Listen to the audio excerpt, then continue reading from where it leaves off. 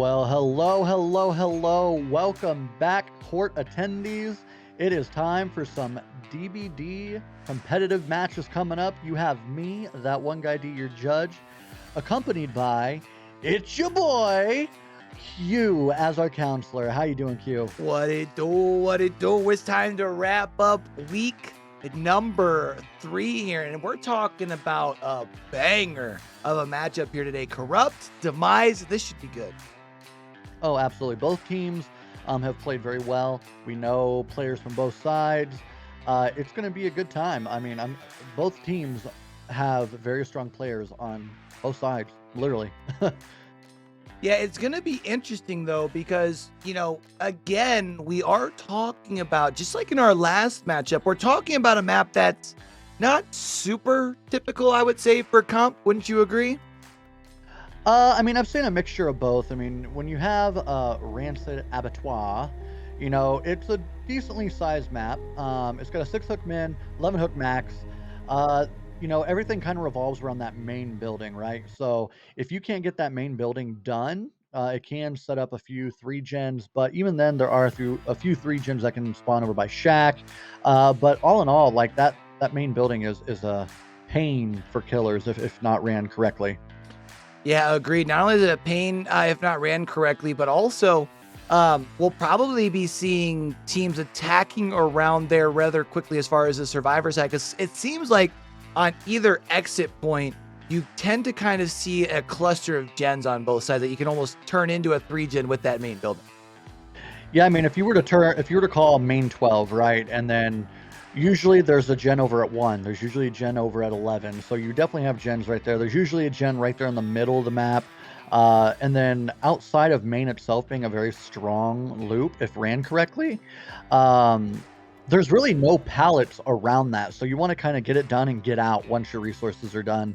So that way it's not a dead zone for you and then potentially a basement hook. You know what I mean? Yeah, true. And it's going to be really big here. I think I'm going to be interested to watch what the killers for our two teams do here, mostly because, like, we've kind of seen, right? Corrupt has been pretty consistent on their side. Demise over here, I mean, Demise has just been killing it, not just in Vigo's court, but we saw him win the Tournament of the Gods. They've been putting up some good performances elsewhere in some competitive. They seem to really have hit their stride here. And knowing this map, I'm really going to be interested to see our killers' strategies on both sides. Yeah, I mean, I would imagine because like the gen spread on this map isn't too wide. If you can allow one side to kind of get done, you can kind of sit in that area and patrol gens very nicely. But you're definitely going to have to bring a top tier killer for sure against this team, because this team is very, very strong and has that chemistry down already. So what kind of killers do you anticipate us seeing? Because this, you had mentioned it, it's not the best of maps, so maybe not where you can see your S tiers shine, right? So maybe not seeing them come out here. But what kind of killers do you anticipate us? I'm just thinking of like the different times I've played against killers in comp here. I've played against a hag that did well. I've seen Blight do well here, even though, that collision's god-awful in the corn. I've seen a Huntress. This map, it's just, I mean, some killers do extremely well here if you can get the resources done quickly. Otherwise, it's kind of just a throw in and hope for the best type deal. Well, what do you think about my twin here? You think maybe we see my beardless twin happen to come out and see some pinhead action tonight? We have seen an increase in Pinhead coming out, and I mean, then, since we're talking about newer killers, I mean, maybe even you've been wishing it, maybe even a Nemi, for some map pressure. So definitely viable options, I think. I mean, both of them have that passive ability to kind of patrol survivors and slow them down a little bit. So either one could be a good choice as well. Yeah, I would love to see, if not one or the other, would love to even see both, because I believe the two newer killers they both bring something new. Obviously, with the Nemesis, you have the zombies. With the Cenobite, you have the chain hunt and everything that can kind of get added there. And it's nice to see a new objective, I guess you could say, or just a new little kink kind of thrown into the ripple of competitive, right? Oh, absolutely. I mean, it definitely makes you have to be more aware of something else. If you get, a killer like Oni, you're thinking about, okay, we can't allow them to gain, hits for the power, right? But with Pinhead, it's more so like, okay, we have to go find this box if they're running a certain add-on. We have to solve that box while still being aware of where the killer is, and Mhm. hopefully they don't teleport. So there's a lot that goes into playing against the Pinhead, and it's a new feature. Yeah, it's been interesting the few times that we have seen the Pinhead brought out, seeing how teams decide to attack him, because we do see a lot of the time our Pinheads are opting to go with like that double solve time add-on, even though with going with that add-on combo, they're still very rarely actually going to the box itself, right? It's literally just to add more time off of the gens. Yeah, for sure. I mean, I look at it this way: anything that keeps the survivor off the gen is a good thing for a killer. I True. mean, especially at this level, right? Because this team's going to come in and they're going to slam gens. It's plain and simple. But anything that can push them off that gen to allow you to create some sort of pressure is a huge thing for any killer. So you talked about anything being able to help, being able to, or anything that like helps pushing them off the gens is like a good help for the killer. Do you see that? Um, do you think, as far as maybe even seeing a Ruin Undying combo coming out, knowing that sometimes they get hidden in the corn, although not the best hiding spots outside of the corn? I mean, I would think that Ruin for Nemi and Pinhead is a very good thing to run, just because if they do get that passive ability to work and Ruin stays up, it's hard to pass up, right? But as we've seen in comp, totems go in 10 seconds, Right. The only reason I ask is because, sometimes we do see Ruin and Undying, or even just Ruin by itself, happens to stay up. And I feel like maybe taking that risk is something that might pay off itself. But we are going to see 4 bloodied blueprints. We're going to talk about the cut coin there as well. So before we load into Trial 1, let's talk about what its Chungus is going to be doing to try and put some points on the board for Corrupt. Well, as we know, killers got to get hooks. If you don't get hooks, you don't win. So first, second hook, 2 points each. Third hook, 3 points. So you want more hooks and more hooks and more hooks. If you get a progression, worth 1 less. Don't camp your hooks. You're not going to get as many points. 7th and 8th progressions, worth 1 point each. So again, don't progress. Don't do it. 4K equals 2 extra points, and entity kill awards full points. So, but at the same time, don't let them bleed out. Make sure you pick up. You can slug a little bit for pressure, but don't just leave them there to bleed out, because you won't get anything. So, but multiple hooks. Don't camp. Don't slug. We'll slug some, but not all the way. Exclamation mark rules in the chat if you have more questions. And it does look like we have a relatively fast load-in time, and we are going to see an S-tier killer coming out. We're seeing the Spirit coming out here. Also worth noting, we are going to see not only the Spirit, but we're seeing, as we press the Survivor off of this generator, we are indeed going to see the Ruin protecting it as well. So going to be interested to see how quick Chungus can track down these Survivors and build up some pressure. Yeah, absolutely. And I also saw a little bit of an undying value too in the distance there from one of the survivors. But a Spirit, I mean, first off, can you appreciate the new chase music with Spirit? It sounds so good. So Yeah, good. I really like it. If maybe we could have it turned down by default, just a smidge, I think would be in the perfect spot. But the chase music itself, definitely super exhilarating. We are going to see Chungus now here going to be going into that phase walk, trying to establish themselves a very early down. I do like the ability to come down into the actual trial here itself with Spirit, because Spirit, with the recent changes, I feel like we haven't seen as much in comp, because you do have a little bit more counterplay with the actual directional phasing sound. But we do see here, even with that, Chungus establishing a very early down.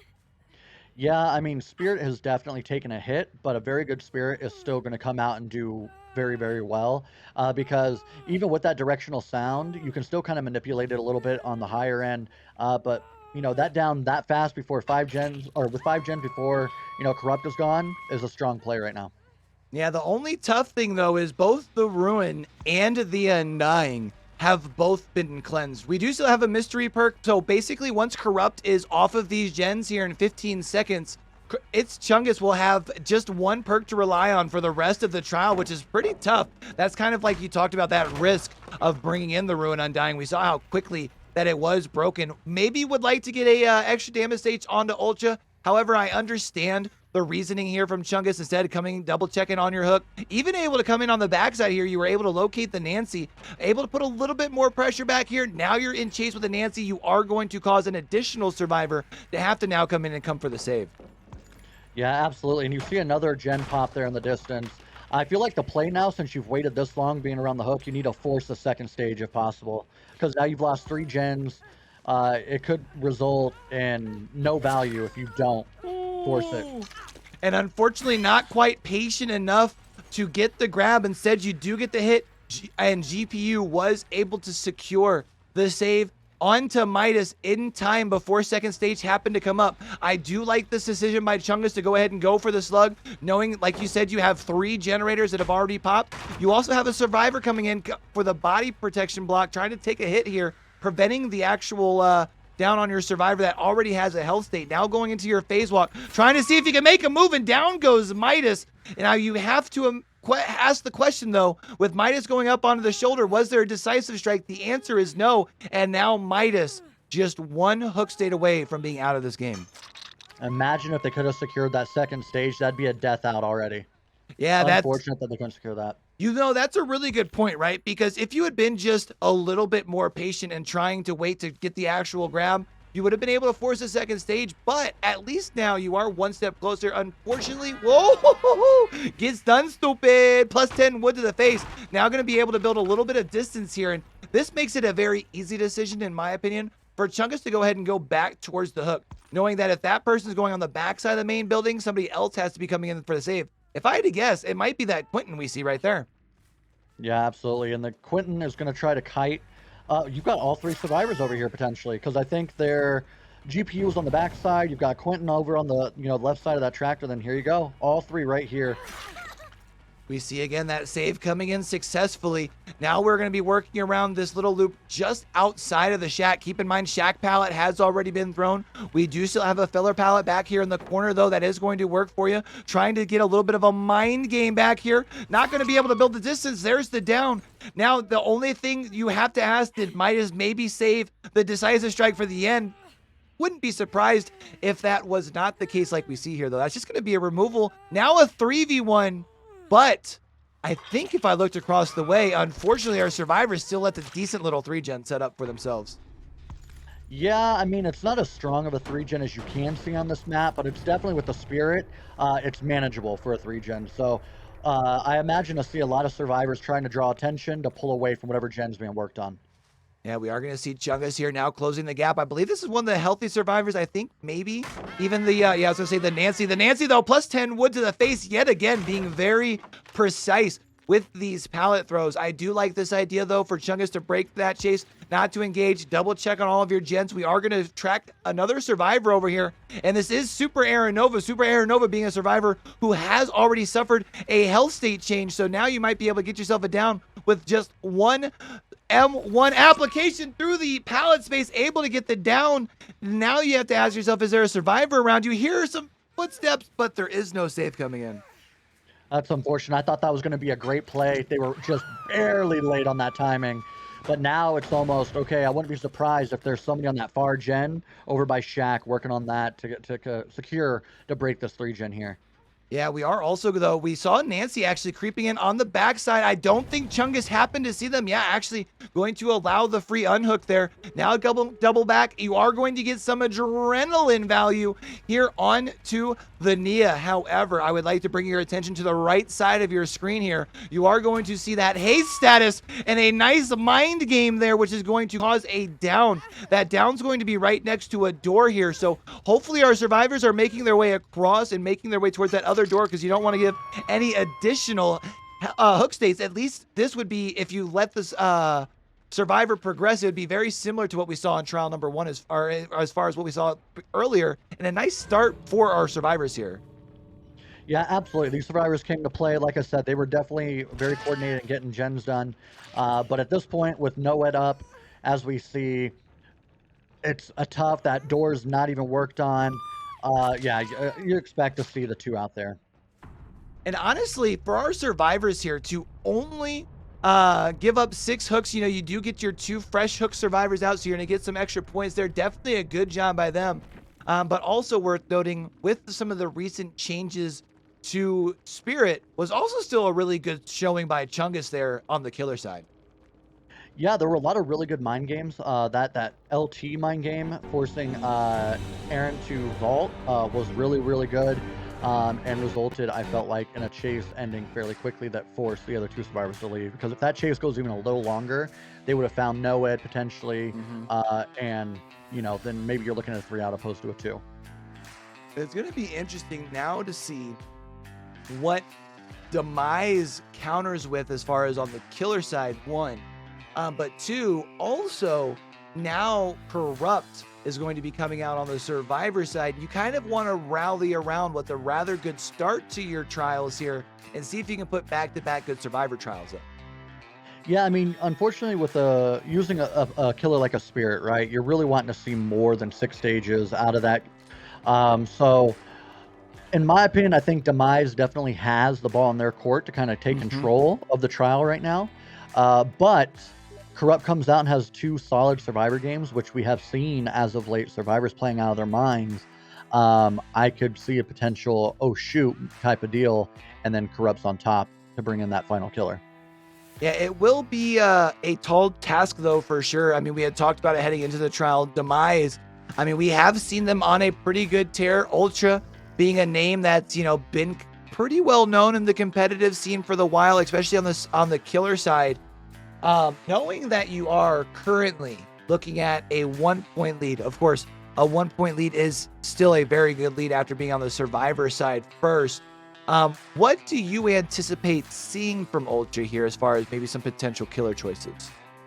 Well, the thing with Ultra is Ultra has so many killers in that pocket. I personally have faced Ultra's Wraith, and Ultra's Wraith was ultra speedy and ultra strong. So Mhm. I could see maybe a Wraith if they haven't used one. I mean, this is a good map to potentially use it. I can see. I mean, if you're trying to put on pressure, kind of secure a little bit of a lead, maybe a middle to top 8 tier, maybe a Plague, right? Plague tends to do very well on these type of maps, I've noticed. Especially with So that like open middle, right? You kind of get an ability to get a lot of infection very, very quick. yeah, absolutely, absolutely. I mean, you don't really have a whole lot to hide behind, but also you do have some of those higher hay bale loops that can cause a little bit of frustration for a killer. So Plague isn't a bad choice, but can also backfire at the same time. Yeah, it'll be interesting here. Now, the good news for Demise is you are going into back-to-back killer trials. So if anything, if whatever you happen to bring out in trial number 2 happens to backfire a little bit, you can go right into another trial. Um, but you do definitely got to be feeling confident, even though we're talking about, it sounds like obviously minute. You're talking about 1 point lead after one trial, but again, pulling out the lead on the survivor side is a pretty big deal. Oh, 100%. I mean, we already knew coming into the trial that Demise survivors are, you know, top notch, right? You're seeing survivors from different teams. Looks like what deity survivors, Ultra being from Odyssey. So you're seeing some top names from some top teams. So, um, they came to play. So as a killer, you definitely have to come in, and I mean, honestly, knowing who you're going against, getting 6 hooks is not a bad thing. Because I'm sure they've played against plenty of spirits in their time. So I'd take it. For sure, for sure. Now, what's what's the conversation look like right now for Corrupt, knowing that Demise does kind of have a little bit of the momentum on their side, but knowing that you are going into your back-to-back survivor trials here? I think it's kind of the same mantra as always, right? Play safe if you can. Pre-throw pallets when applicable. I mean, I thought that Chungus did a good job at getting to the pallets before they were able to throw them. So I mean, we only saw 2 pallet stuns really, but when in phase was able to get those downs. So I would assume on the survivor side a little bit of both. Just kind of play safe, pre-throw, pre-leave. All the three P's, I guess. I don't even know. Yeah, the 3 P's of comp DBD: play safe, pre-throw, and pre-leave. Yeah. But I would imagine it's just something along those lines. Just, hey, we've practiced this enough. We know what needs to be done. We know where we need to go. We know how we need to attack. Let's do it. I'm trying to see. I thought it was going to be Chungus who I was needing to invite in as far as for our survivors here so we can get them loaded in and start getting ready for trial number 2 here. Off to a spicy start. I mean, we kind of anticipated that this was going to be a matchup that was probably going to be close to the end. So not surprised to see a 1-point lead after one trial here. But I don't know, man. This is where I always kind of worry as far as when a team has a killer come out and has maybe not exactly the result you were looking for. Now the survivors come out, and if a couple of mistakes start to happen, this is where sometimes you see some teams kind of start to get a little bit into their, like it's almost like they're snapping at each other just because they're frustrated, right?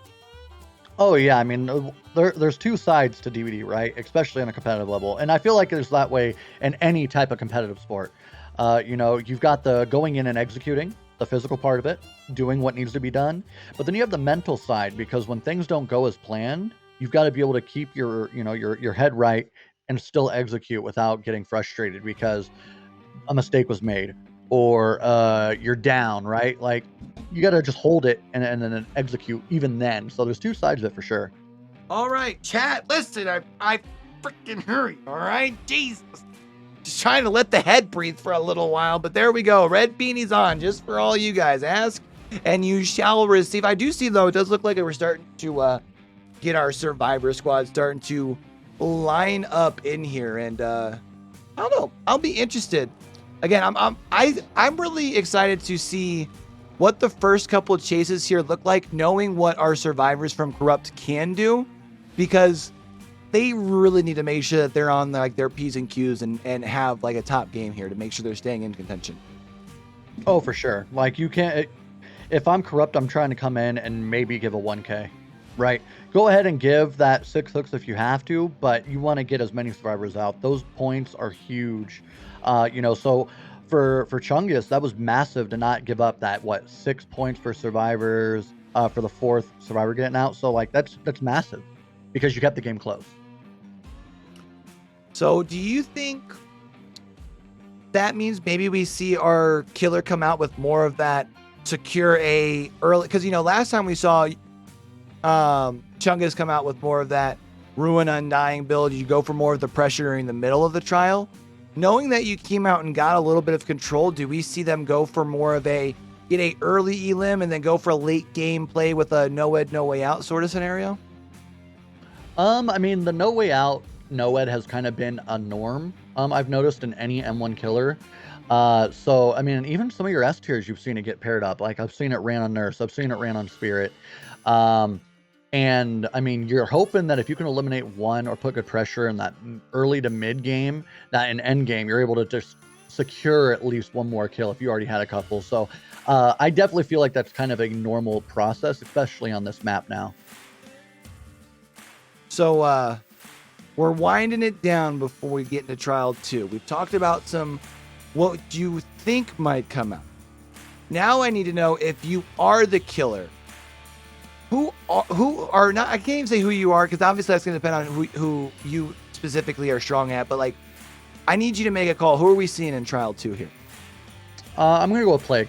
Yeah, that's honestly probably where my head's at because I think it gives you the best balance of what you're kind of wanting to do here in trial 2, right?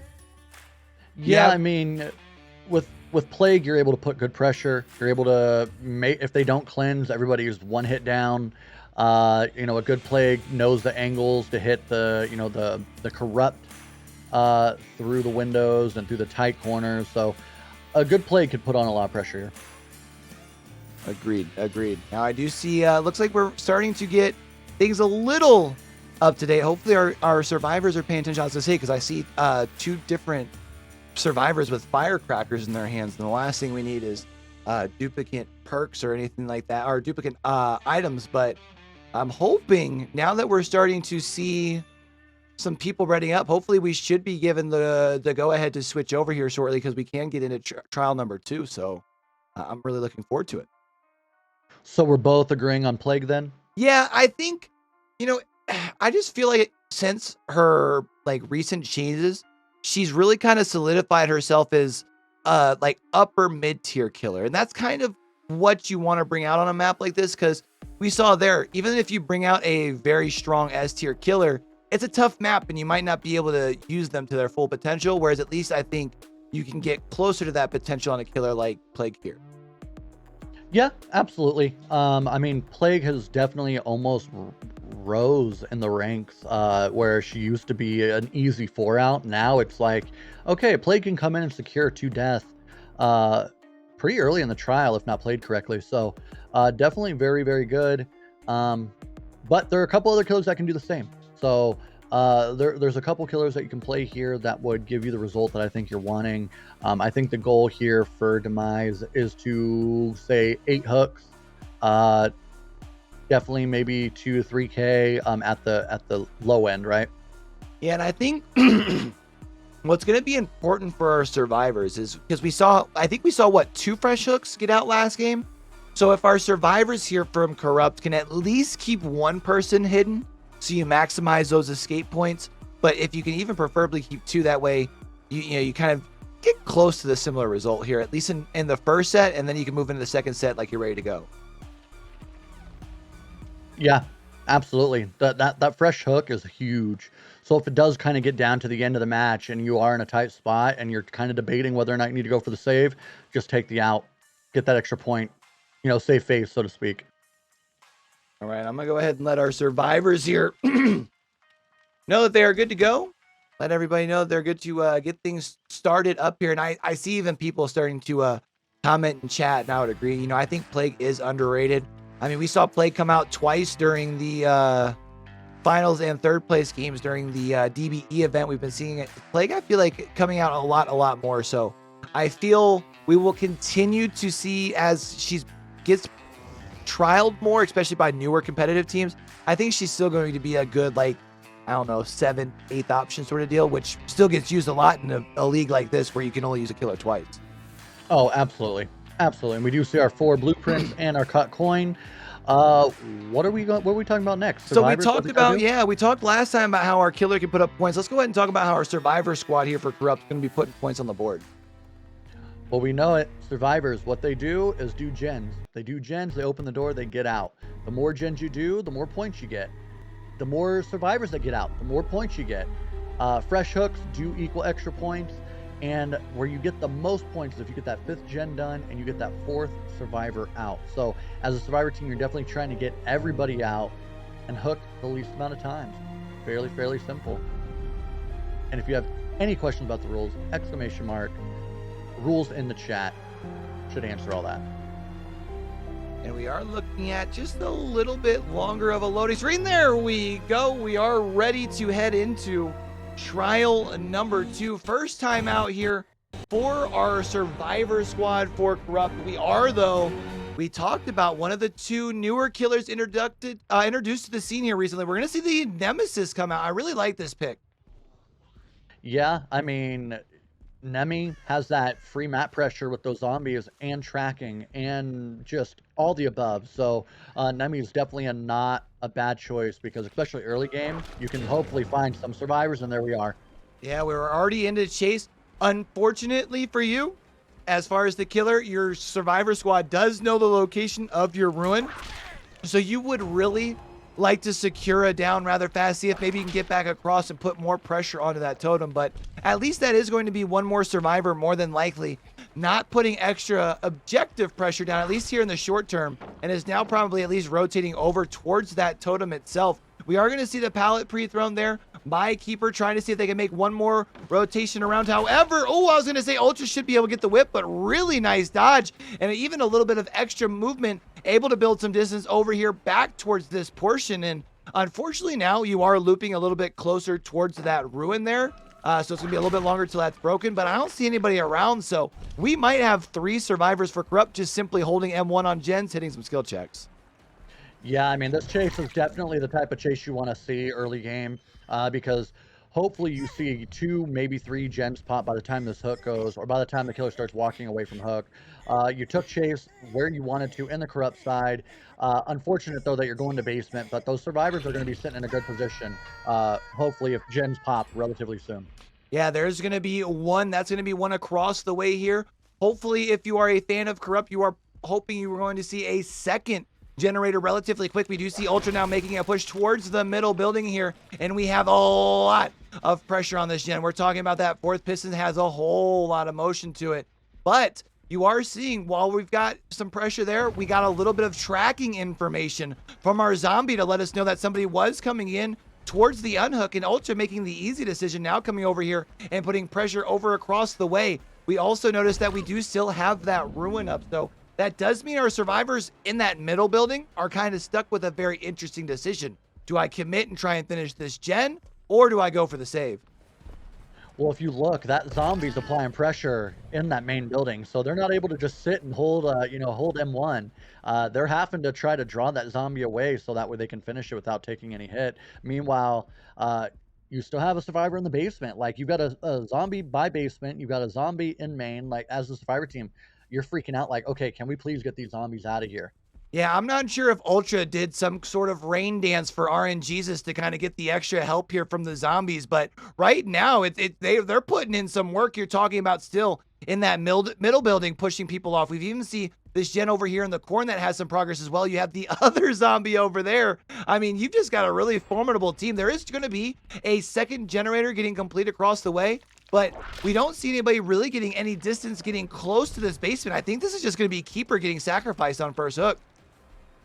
It's unfortunate because, I mean, right now, Ultra's in probably the best position. You've got eyes on your totem. You've got zombies keeping pressure off your other gens. Like, you're literally in a best case scenario right here. And you'll also notice, so maybe not even that middle gen that looks like now the zombie is finally letting off pressure, but you do still have a nice 3-gen setup, and then also even considering a 4-gen setup if you mix in this middle building. And you can actually see that gen at one point had that fourth piston wiggling quite a bit, almost all the way regressed back to 70%, 75%. That's a lot of ruin value mixed with your zombie value. Yeah, I mean, and that's what we said. If Ruin stays up, Nemi can be very oppressive because you're not going to be able to sit on gens, as those zombies always find you. Ace here putting up a good run, though. Will take an M1, but still putting up a little bit of pressure. Hopefully they get that main gen done. Maybe cleanse a Ruin. I don't know yet. I mean, I feel like that Ruin's up way longer than it should have after the initial find. Yeah, it's kind of interesting, right? Like, we saw that, I think it was actually Keeper, the player who initially ended up dying on first hook, should have been able to call that out right away. There is going to be a whip there, so you're going to at least be able to nay your way back across the way here, and should be able to also secure it down. But now going along the back side of the building, there's no windows or anything back here, and you've got a zombie at the end that might be oh, zombie, what are you doing? Yeah, turned around and almost see a zombie down, which would have been huge, right? But putting that person down, you see another gen finish. I mean, Ultra still has a lot of pressure and control of this game, in my opinion. Yeah, definitely got to be feeling good, especially because we still have yet to see that Ruin pop here. And, you do have a hook over here that's away from your 3-gen setup, but would not be surprised to see Ultra. Yeah, I was going to say, go back across the map. We need to get onto Gen Patrol, but there are only 3 survivors. One of them's on a hook, and one of them is going to need to leave this 3-gen setup in order to save their friend. Yeah, I mean, I'm shocked with how far that chase went. That Ruin didn't get cleansed yet again, because now all we have to do is sit here and take chase in this 3-gen, and no gens are going to get done. It's just not going to happen. So Ruin staying up almost this entire trial is insane. Yeah, especially, again, and I hate to feel like we're cycling back to the same point, but we noticed where the Ruin was, and the Survivor Squad noticed where the Ruin was. I mean, literally right away in the trial, and I mean, I think it's showing a lot of confidence. Ooh, plus 10 wood in the face, going to be able to build some distance there. Definitely, I think, goes to speak volumes as far as the confidence of Corrupt to say, nah, we'll be all right. We're just going to go ahead and push on through it, but it might end up coming back to bite them in the rear end here. I mean, now we are taking chase with Crave. Crave is a survivor that does not have any of the infection here at this point. So it is going to take an extra hit of the whip there if you're looking to do some more damage. But we don't have a pallet over here. We've already broken that. I do believe we still have a filler pallet right around in that the hay bale area, but we don't have too much to work with. No, not at all. And this Kate putting up a run that is, I mean, incredible. Buying a lot of time. You did see somebody cleanse their infection, however, over in the distance. But this Kate still just running and buying time, buying time. Unfortunately, you're taking chase in your 3-gen, but I mean, a lot of time wasted there. Ooh, nice moonwalk around the backside.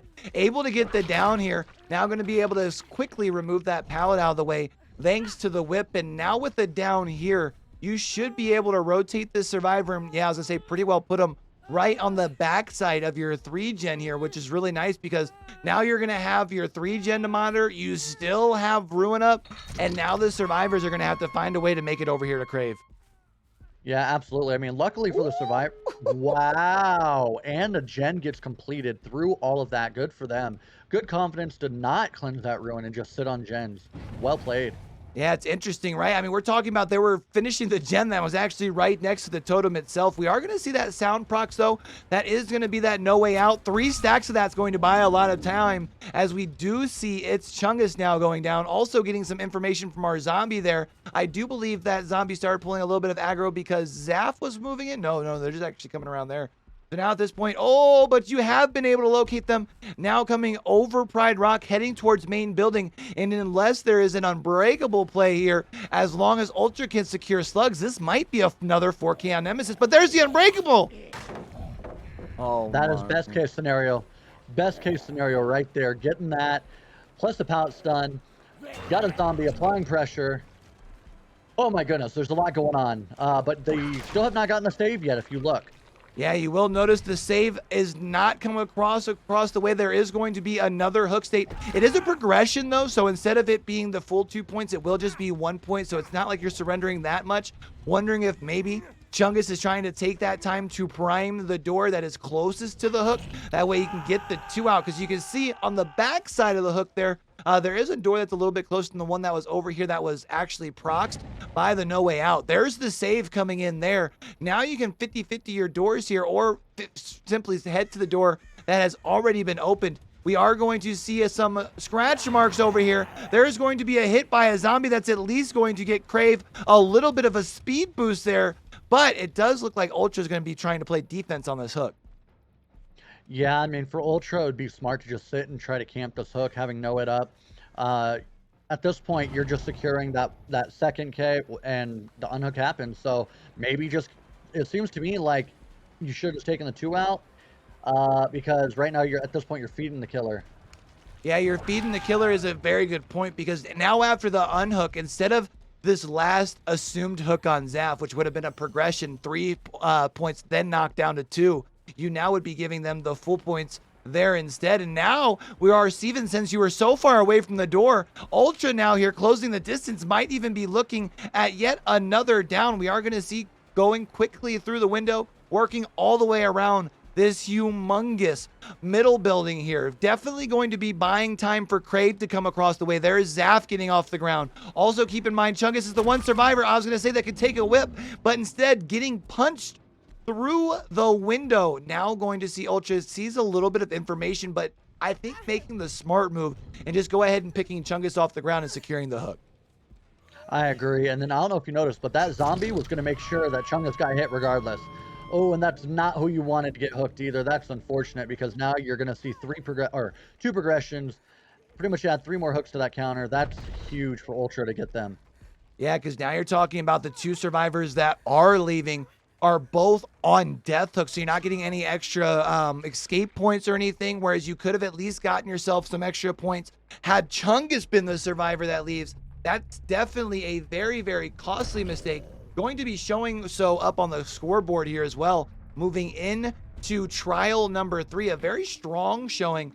And, you know, I love seeing the Nemesis pick, and more so, I love seeing the Nemesis pick come out and have a very high hook count performance. Oh yeah, I mean, if you could play Nemi like that and get that type of pressure, get that type of hooks, I mean, that's incredible. That's a huge win that just happened. Huge win for the killer. Yeah, I mean, you could even say that that was a ultra good performance on Killer. Wah, wah. Let's go, Chad!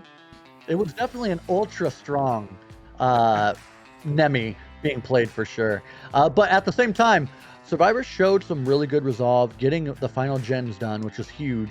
But definitely a misplay there, letting Chungus go down, as Chungus should have been the one to leave. Yeah. So, unfortunate nonetheless. And now, now I think is important because we're looking at a 8-point difference. You've been able to build your lead a little bit.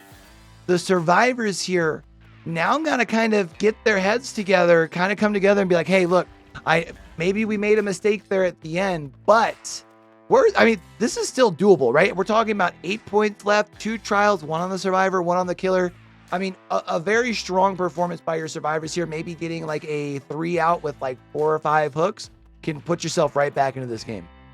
Oh, I agree. If survivors come in, I mean, that play to let the survivor die in the basement almost worked to their benefit because they were able to kind of get gens done around while Ultra just kind of hung out, right? Mm-hmm. Which I didn't expect to see initially. But with that moving forward, survivors know what they need to do. They were executing very well. They just misplayed there at the end. Survivors could definitely bring this back, and it just take a little bit, right, to bring it close and then have a strong killer performance. And, I know we might have had some people who obviously were able to see what map we were on, but we kind of broke it down a little bit heading into trial number 1, with this now being basically halftime heading into trial number 3. Let's break it down one more time for the one time. Yeah, so what we're seeing is Rancid Abattoir, fairly decent sized map, 6 hook min, 11 hook max, Demise's home map. So they definitely know this map inside and out, has potential for good 3 gens across multiple areas based on that main building being kind of a nightmare for killers. So, Wait, did you say you think we're going to see a nightmare as a killer? I mean, it'd be a good solid pick potentially. I don't know. We've seen crazier things, right? Yeah, I mean, I do think Freddy could bring out some interesting strategies here. I mean, obviously with the ability to teleport to the opposite side of the map after a hook, or, breaking away from a chase and being able to put pressure right onto a gen could be pretty crucial. If I'm trying to remember if the killer that we saw come out on Freddy, I think it was yesterday, was that from... That was Arctic Wolves, Solar Blazer. Yeah, that was a pretty nice combo that we saw there. We saw that it was the eruption. No. Who was it that was running the eruption pop combo on the Freddy? I don't know. I wasn't. That wasn't one of the games we shoutcasted together. Maybe it was a DBE game. You have seen so much That's comp true. DBE in the past couple of days. Yeah, I'm like, I don't know which was it. Yeah, I could have swore it wasn't Vigo's game, but yeah, it's a good point. I mean, I'm closing in on almost 30 hours of shoutcasting this weekend, though it has been a blast for sure. But I do think Freddy can bring out some really good strategies here. I think also you've shown that you have spent some time invested in some of the new killers. Wouldn't be surprised to maybe even see us, follow up Nemesis with a Cenobite here, maybe even. I mean, he again, same things apply to Pinhead, right? If you allow your passive to build, it does give free pressure, and then that also pulls one survivor off the gens. I mean, you just saw Corrupt show that they can get gens done, right? So you definitely want to see that free pressure. And I'm getting pinged. Apparently, chat was asking where I got this hat from, as it has the Mori on it. This hat was actually one of my good friends. It's his merch, Spooky Loops. This is his hat here, so love it. Mori is perfect for a killer main like myself. So just wanted to let you all know that's what it was. It looks really good. I like it. I might have to. Is it still available? Oh yeah, it's in his chat, and Snapback? It is Snapback, 100% Snapback, and not to be confused with Spook and Jukes, 100% Spooky Loops. Spooky Loop. I really like watching Spooky Loops content. I always appreciate someone who can grow a good beard too. You know what I'm saying? His beard is on par with yours, So I mean, he definitely a good content creator, incredible friend to me. But love the hat though, right? Yeah, yeah. I dig it. You know, I'm a big fan, and maybe if I can get maybe I'll have to see if maybe he happens to have a beanie that's red, since apparently the chat loves it. And if we can combine the two together with the symbol, I think we'll have the perfect headgear. I'm down.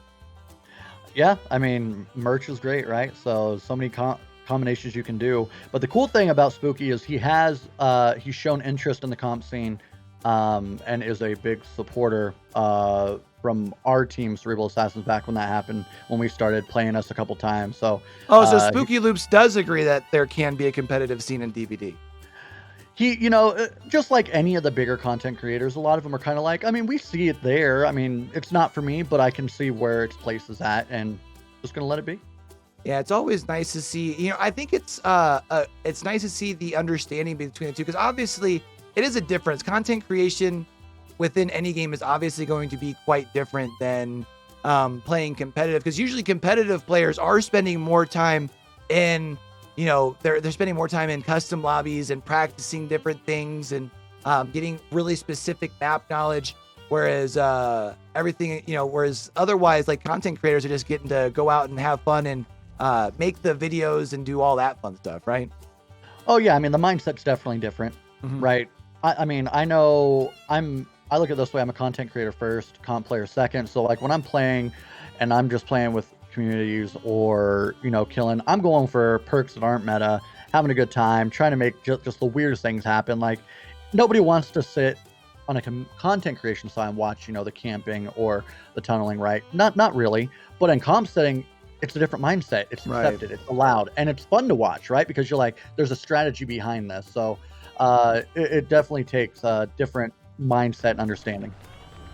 We are going to see, though, coming in 1, 2, 3, 4 bloodied blueprints. We've got a cut coin. We have talked about how our teams on both sides are able to put up points on the board, but let's talk about some of the things that aren't allowed in Vigo's court. As per any rule set, there's always some bannable things that go on, or restrictions. So yellow items and add-ons only. You can only have one of each item. You can only have one of each perk, other than borrowed time. So make sure we don't see multiple DSs, okay? Only one D to the faces we've seen. Banned perks. No build to last, prove thyself. No gen rushing. Just kidding. Go ahead and do it. Starstruck, Haunted Ground, Lethal Pursuer. No boons, unfortunately. Shadow Step isn't here to baby these killers, all right? And then killer users are limited to twice a season, so we won't see Nurse every single trial. And then survivors are limited to only one survivor per trial, so we won't be able to see, the toxic 4-man Ace Swift coming at you. But if you have any questions about the rules, rules in the chat. All right, and we are already into trial number 3, and we got it, baby. We've got my beardless brother, the Cenobite, coming out here, and it's exciting to see because it offers some interesting strategies here. We are going to still see that corrupt intervention. Our survivors are going to really, though, want to make sure that they can locate the box early, because a lot of pinheads we've seen, they're learning where those boxes spawn, and if they can get to it right away and start a chain hunt, they're going to try the best of their ability to keep that chain hunt going. Yeah, for sure. And I mean, if you look, Ultra was using up, and do we see a hoarder? That looks like a hoarder to me. Yeah, that's a hoarders there, which is kind of something that I feel like we see more in the pub scene. Kind of interesting to see Ultra bringing out in the comp side of things, and also worth mentioning, whenever you hit the survivor that has it, that's going to be that Franklin's Demise that says, drop that thing for me, please. And now there's a chain hunt, and this is where Pinhead truly gets to shine. I mean, it's crazy to see Hoarder being used in a comp match, right? Insane. But as you show, it has shown effectiveness, it's tracking, and now Ultra just has to, there you go, mind game, and there you go. You get a quick down using Franklin's and Hoarder in comp. Yeah, now we are going to see that indication across the way. Would not be... Actually, if I'm Zap, I was going to say, if I'm Zap, I don't spend too much time playing around with this thing, because otherwise we're going to see Ultra do exactly this, trying to go for the long range. However, what we just saw there is something I feel like we've been seeing a lot of pinheads doing here recently. which is if you can't use your M2 to actually attach to somebody, you go vertical and you get the best field of view of your surroundings, right? Yeah, and I mean, and really, it's a smart play. I mean, you're getting information. You off chance are able to make it and get the hook. But right now, I mean, I think Pinhead is playing very, very well. Now we are going to see the save is going to come in time before you are going to see a second hook state being applied to keeper. That does make the decision for Ultra relatively easy to just go ahead and continue the tunnel out process. Very unfortunate miss with the M2 there. That is going to allow keeper to build a little bit more distance, instead opting to go for the pallet drop. Not sure if keeper's going to be able to make it all the way around here, especially with the chains there, but that's going to be a swing and a miss. Might be able to make it to this next pallet, though that is going to be a down. Keep in mind, keeper was just up on a hook, though. Is there a decisive strike? No decisive strike, and that's going to be another configuration solve as well. Yep, configuration, if you notice, they're waiting until Survivor's picked up to solve it, as to not give the killer, you know, quick teleportation across the map. I would expect to see another gen popping here, as well as Keeper did a very good job wasting a lot of time in both chases. Yeah, keeper did do a very good job, and definitely worth noting. Also worth noting as we look around, Corrupt has already done a relatively good job as far as breaking up any potential 3 gens on the map. We do see, though, as we continue to put pressure on these gens, pushing Nia off of this gen, we see those sparks flying. So we do still have Ruin in play, and this could be big because if Corrupt doesn't find the Ruin, as well as they allow Keeper to get tunneled out here, that could really change momentum. Oh, 100%. I mean, they are doing a very good job at making sure that chain hunt does not work. Right now, that was an interesting body block choice there. But right now, you know, if you get the survivor out, you're again in a very, very strong position as Ultra. Yeah, I was actually going to say the same thing as in regards to that body block, because whenever Pinhead goes into his power here, he's not running anyways. So I feel like the survivor could have been able to make distance, and it ended up just giving the Pinhead an extra M1 that they didn't need. At this point, now you're going to be seeing Crave going somewhere and looking for a reset, instead of just simply going somewhere and holding M1 on a gen. We do see, though, generator number 3 coming in across the way. Ruin still being up, though, so another pallet being dropped here. We are seeing some value from those chains, though, allowing Keeper to go down. And at this point, unless there is a save coming in on the pickup, that is going to be an elimination. It is a 3v1 here, but only 2 gens left to go. Yeah, and if you look there in the distance, you've got yourselves a pretty solid 3-gen. Yeah, I thought that they had done a good job of breaking it up. I did not notice, though, that you mentioned it, Ultra has a pretty solid 3-gen over here. And if you can get a really fast down right here onto its Chungus and put the survivor onto a hook and make them come out of that 3-gen, especially while Ruin is still up, that would actually be very huge. But instead, we see kind of falling back and then again reinitiating into a chase. So maybe a little bit of a hesitation might end up costing Ultra some really big time here. Yeah, and right now, Chungus is doing a very solid job at avoiding these hooks and forcing Ultra to take chase, which could be costly. You might see a gen finish on the other side of the map right now. Now we are going to see that there is a configuration right over here. So you're going to go ahead and solve that thing. Kind of an interesting strategy, in my opinion, because I feel like with it being in that corner, it would have caused one of the survivors to have to leave the gens to come solve the configuration. Whereas now you just put the box back into play randomly, and for all we know, that box might be spawning over in your 3-gen setup. It can, but I also see why, because it starts the chain hunt, so they are forced to get off of a gen to go get that box, while slowing down the survivor while in chase. But we do see one of the gens completed in that 3-gen. Yeah, that 3-gen now being completely broken up. Chungus now going on to hook. That is going to be number 1 as far as hooks here for Chungus, but Ruin still being in play, and with Ruin still being in play and somebody being, I was going to say being up on a hook, but as we can see, a deliverance play coming in across the way, or at least we can assume a deliverance play, at least for now, as we do see that broken status, and also seeing that Chungus is the one going for the box, and now that Zap in front of us here as well. We have seen everybody, so that is not going to be the player that we were looking for. Interesting to see Ultra, though, indeed opt to go for the actual box itself, I guess maybe because it's Chungus, knowing that that's the survivor that's already been hooked, maybe that makes that decision a little easier. Yeah, I mean, if I'm Ultra, I'm definitely trying to get 2 out right now. The swing Oh over the my railing, god. gosh, that's huge. That is huge. Now we are I going to mean, he is see 7 foot tall, so true, true. Now we are going to see a down though here, and you're going to be able to put this player up onto a hook.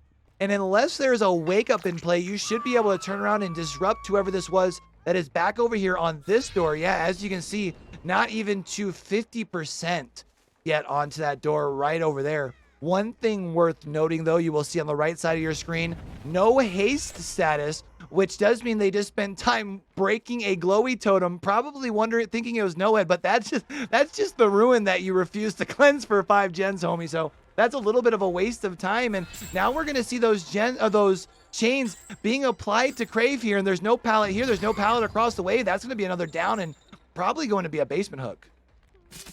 yeah, and if I remember correctly, Crave has not been hooked yet, so this will be a fresh survivor going down into the basement, potentially being camped to death.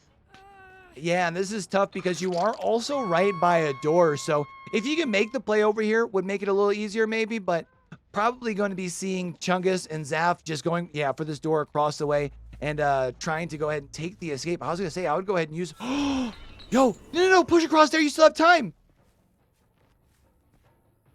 Did you see something I didn't see? There was somebody over there on the door that only had about like 40%. I don't think the second light was on there. I thought they were still going to be able to push across, and it was the injured survivor. Oh, so you would have had a pretty quick down and potential hook for the end. So, yeah, that didn't even catch that. Okay, great eyes, Q. Great eyes. Yeah, I think the hope was, and we had kind of seen, you had only seen the injured survivor, so I think Ultra was worried about them trying to bring the fully healthy survivor across for the save, which makes sense, especially since you don't have Noed. You don't want them to be setting up for any potential body blocks or anything like that as well, right? And taking the 2 out, but a really strong performance on the Cenobite, I would say for sure. Yeah, I mean, we see 2 newer killers in the comp scene coming in, getting played, and resulting in very, very, very good outcomes. So, Ultra has shown that Ultra is ultra strong. Yeah, and it was indeed. We had talked about it before heading into the trials. We had talked about Pinhead. We see again the combo of the double solve ad time, which kind of adds just some nice little extra slowdown. And I'll be interested to see if we start seeing any killers stray away from this, or if this just kind of becomes the norm whenever we see Cenobite. Yeah, I mean, it makes sense, especially with how you've seen a lot of killers use Cenobite. Instead of teleporting, they're using their M2 to lock down whoever is, trying to solve that. So taking that extra time definitely allows for you to make that play. Yeah, and now we're talking about after 3 trials here. I mean, Demise has done a very, very good job thus far. We're talking, what is that, a 9-point lead going into the killer round here, or no, going into your survival round. So you do need to make sure you're still on your P's and Q's here, right? Because the killer can earn more points. But I believe with a 9-point lead, that makes it to where I think they just have to complete the gen. Yeah, I mean, if they come in and show the same resolve that they had in that first trial, they will definitely make it very tough for Corrupt to come back and win this. So with that being the case, and I do believe, keep in mind, we saw Corrupt actually started with a Spirit today, and I believe they've also used, I want to say it was, did they use the Blight once? I think they used one of their other S tier killers once as well. So kind of a tough situation, because it would be a situation where you might consider bringing out an S tier to take down an opponent, especially like Demise. Like we've seen other times, especially even this week, we're like, it's only week 3. Like, it's not a huge deal. But when you're talking about a matchup between 2 teams who are probably both going to be in the playoffs, like this is potential seeding differences here. So this would be a situation where I wouldn't be surprised to see them bring in another S tier. Yeah, I mean, I would expect to maybe see a nurse here, because a nurse is going to be able to apply the most amount of pressure quickly, as we've seen. It's just how strong is their nurse, because this team that they're going against is not going to make it easy for them. Yeah, I mean, we have seen Demise being very, very consistent on both sides, and especially on their survivor side. They are riding that wave for sure. Um, Man, gonna be tough. I mean, we know also that they have added Osaka to their roster. We know that Vercon is on their roster as well. We haven't seen Vercon yet today. Maybe he comes out in trial number 4 to try and bring things home. It's interesting because really anything's on the table. Very true. I mean, you can, as we've seen, you can win with any killer in this setting, right? All it takes is one mistake, and all of a sudden you've got a 4K. So, I do expect to see them bring somebody though that's going to give them the best shot. So, definitely a high A tier to S tier killer. I don't think they close out a spirit. I mean, obviously they can't bring spirit, but I don't see them bringing out a blight here, just because that would lock it out for the rest of the season. But I think definitely there's a good possibility for a nurse. Other than that, I mean, I don't know. I don't really know who could guarantee potential kills. Yeah, I'm trying to think. Man, I was thinking maybe for a second you do something like with a huntress. That way you have the extra. If that's an option, would be the huntress, but I can't remember if they've already used huntress or not in that way. For some reason I'm thinking they have, and I think that would at that point expire the huntress. So maybe we'll have to look into that in the background before making it. But I feel like a huntress could be a good pick.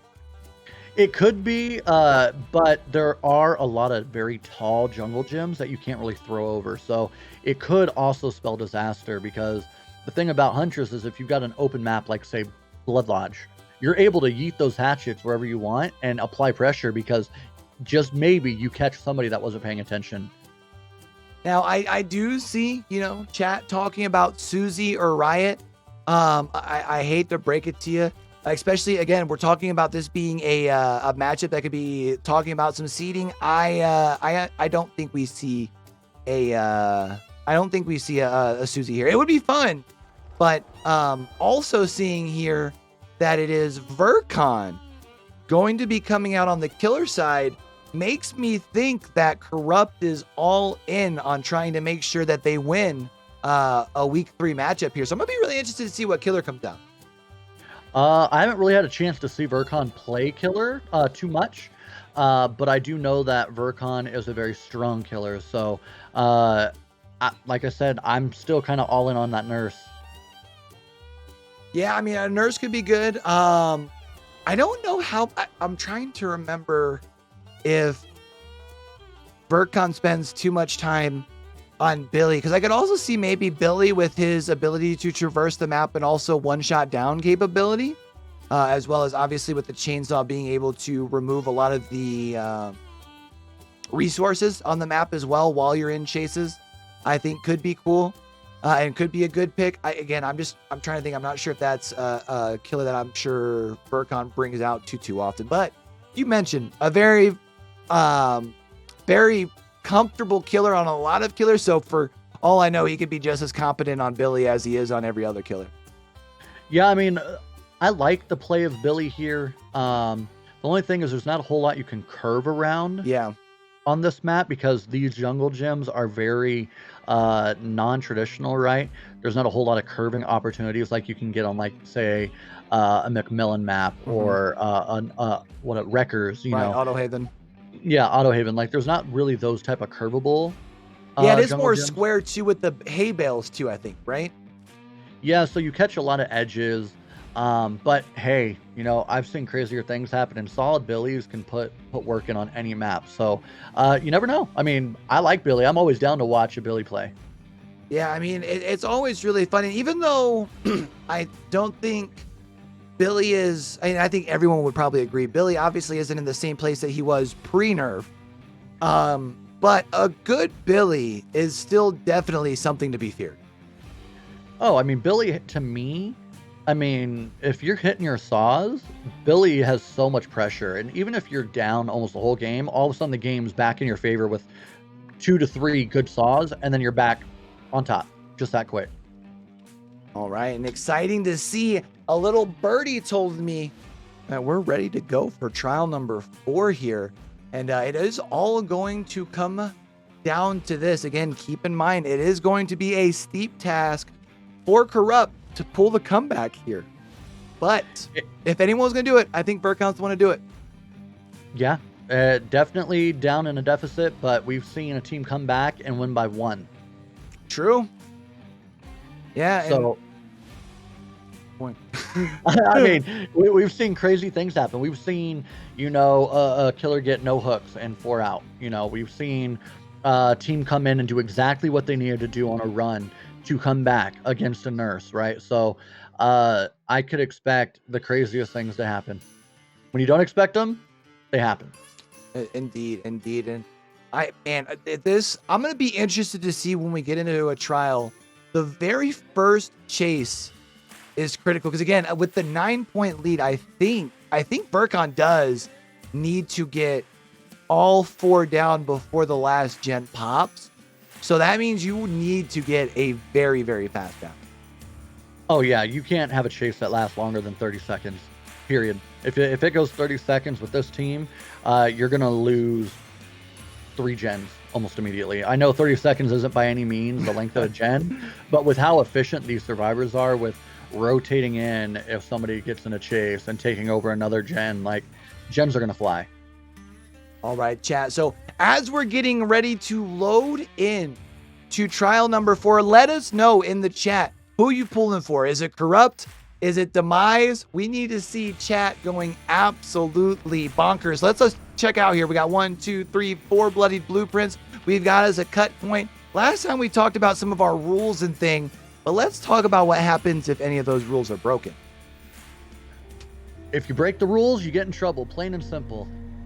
Matches with penalties will be or can be played out. They may be restarted, but always there will be a point deduction depending on what the rule broken was. So if you have 2 of the same survivor, minus points. Ban perk or add-on, minus points.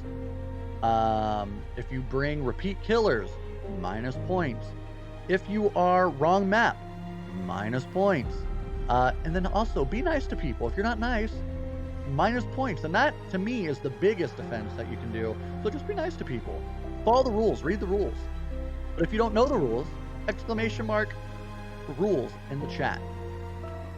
All right, and here we go. It all comes down to this trial number 4, and we are going to see something a little out of the norm coming out of here. We are going to see a doctor. Very interesting to see. We do find a survivor relatively early, though. This is what we were talking about. You need to find a very quick down, and the doctor does have that ability to be able to shut down these loops. Should be able to, I was gonna say prevent a pallet drop here. Unfortunately, though, not getting the pallet drop, but you are able to force a little bit of madness. Could potentially come into hand a little bit later, but we are going to see Burkon, like you said, not affording to be able to take too long of a chase, is going to come across the map here, but Ruin being broken already.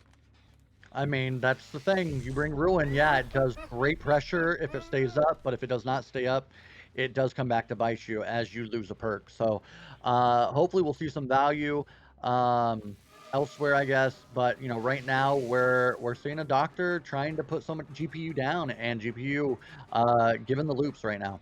Yeah, now at this point, we are at about 45 seconds left on our Corrupt intervention. We were able to make the loop or make it to the vault there before the shock happened to come across. Not going to be able to make it to the vault here, or to the pallet. However, this time around should be able to make it just in time. Gets done, stupid. Plus 10 wood to the face. And GPU now just going to stick to this corner here. We got about 25 seconds left on that Corrupt intervention. At that point, all of the gens will become uncovered. There's generator number 1. And as we said, a chase cannot be longer than 30 seconds. And we've had 2 very good chases. One from Air Nova, one from GPU. And you're going to see gens go real quick. And as you hear, there's a gen right here about to be pretty close to that 50-75% mark. Yeah, and with that one being at the 50-75% mark, can't help but wonder how close. Oh, no, actually, the one that was in the middle building was the one that actually got done. No, it's not. But we are seeing at this point, Corrupt intervention is coming off of those gens. all of them are available to be worked on. You did get a down.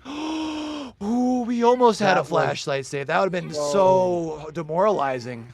oh, that was right there. I mean, a half a second, and that was it. So Aaron Noah almost making an insane play out of nowhere, but that was a great mind game at Shaq. I don't know if you saw that, but playing it on the inside, shocking, and then vaulting, great play.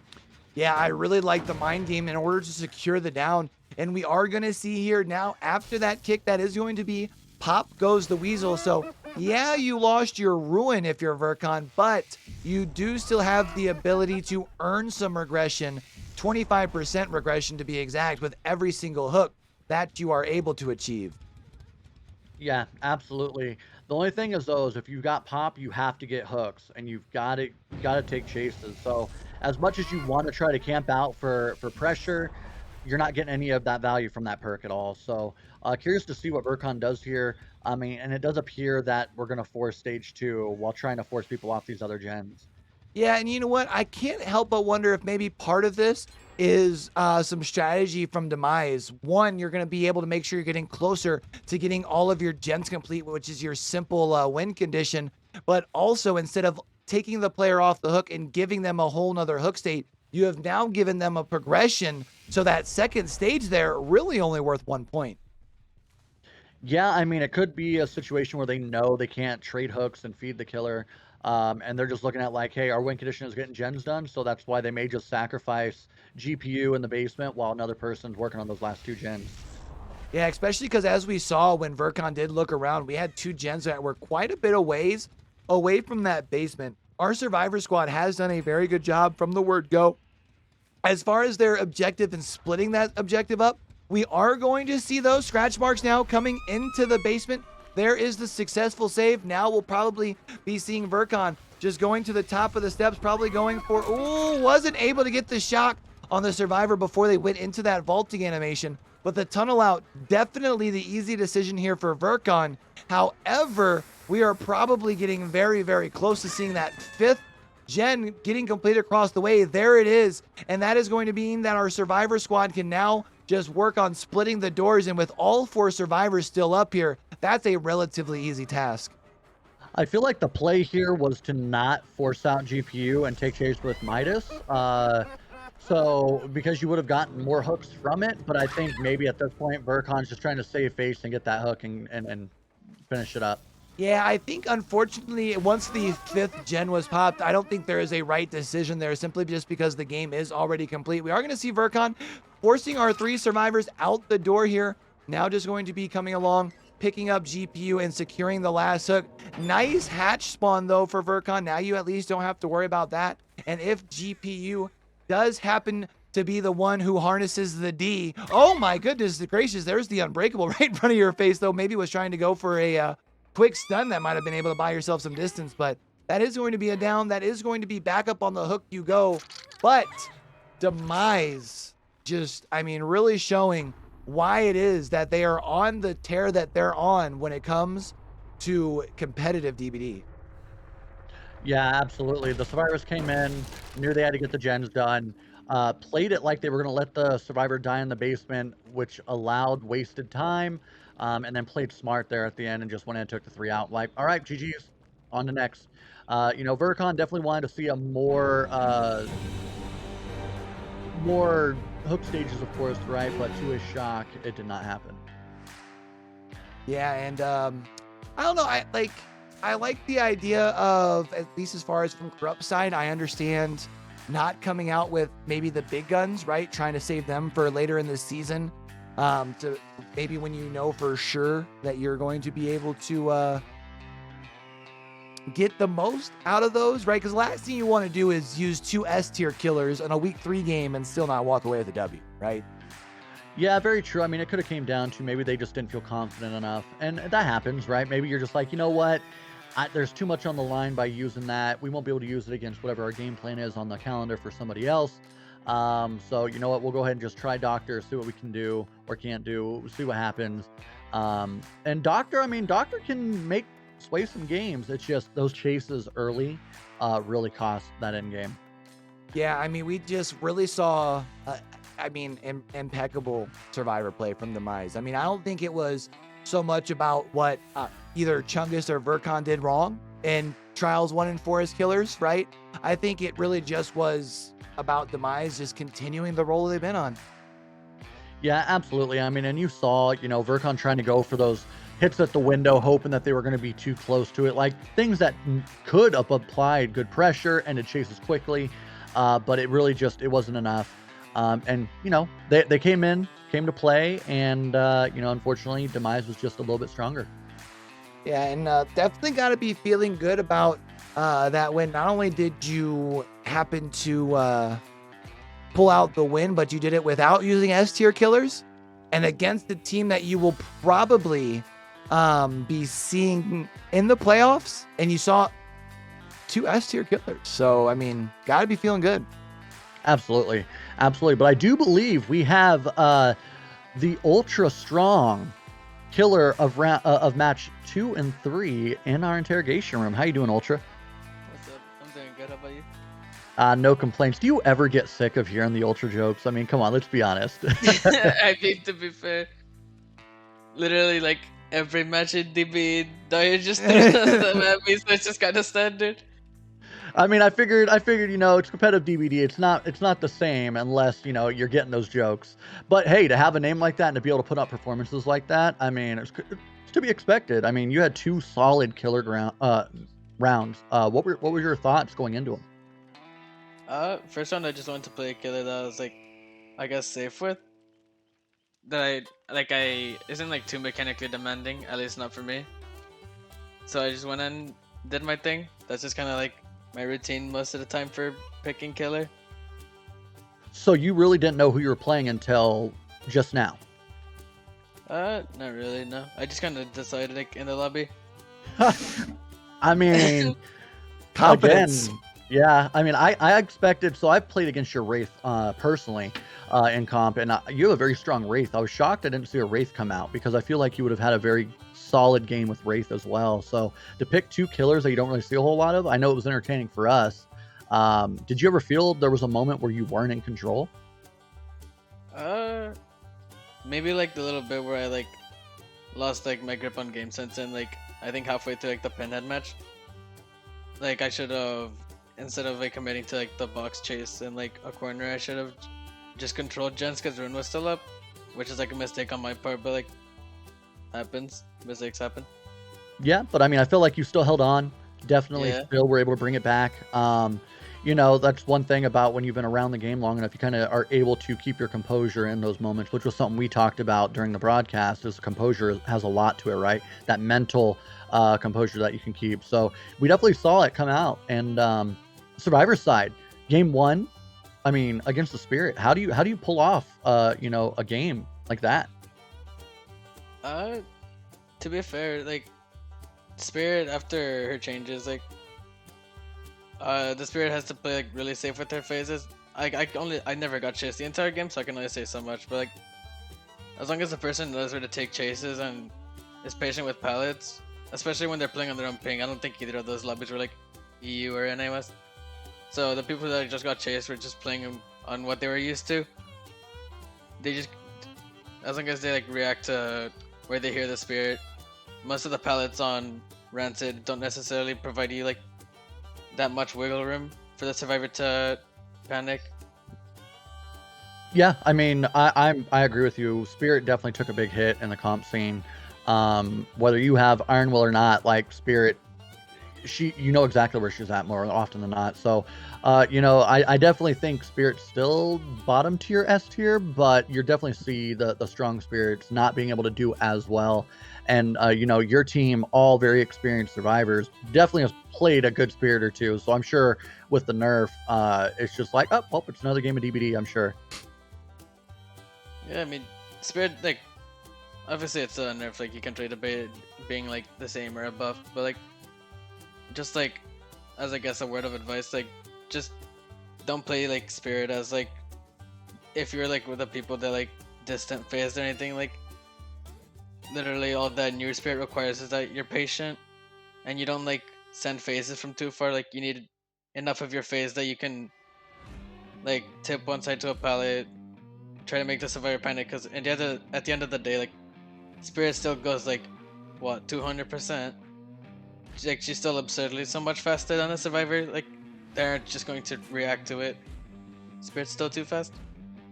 Yeah, I mean, you're absolutely right. Patience. One thing I've learned about playing against Spirit and Comp is that you have to play fast, but slow at the same time, if that makes sense. Like, you've got to make your decisions, know what you're doing, but you can't do them without having patience in what you're doing. So if you see that, you definitely, the Survivor teams usually come out on top when they play that way. So, and y'all did that.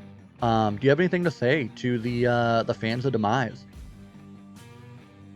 I guess nothing much. I appreciate everybody that is like showing support, because like genuinely I would never imagine that like people would like show up to like, I guess like I don't even know how many people, because it's not like I ran a survey on like this kind of thing or anything, but like I never would have imagined that I'm actually like unironically one of the like better players in a game. I don't know. I mean, it's probably just the expectations I have for myself, but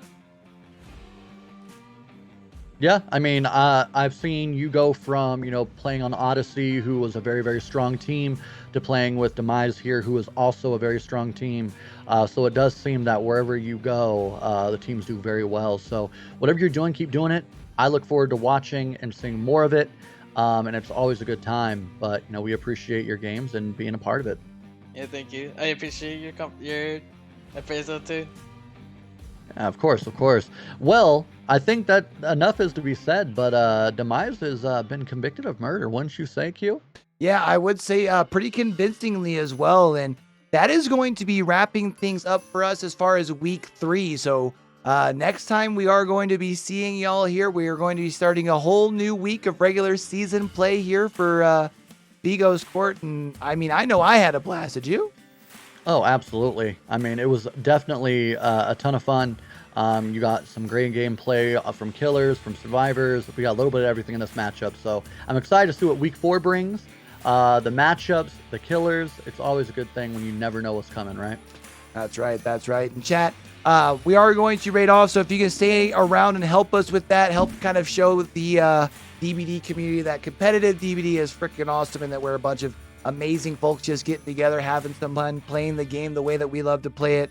And until we catch you back over here on this channel, don't forget, man, with everything crazy going on in the world today, be true, be you, be sincere, game hard and love harder. All right, that's your that guy ID this way. That's that guy ID. I'm your boy Q. Court is adjourned.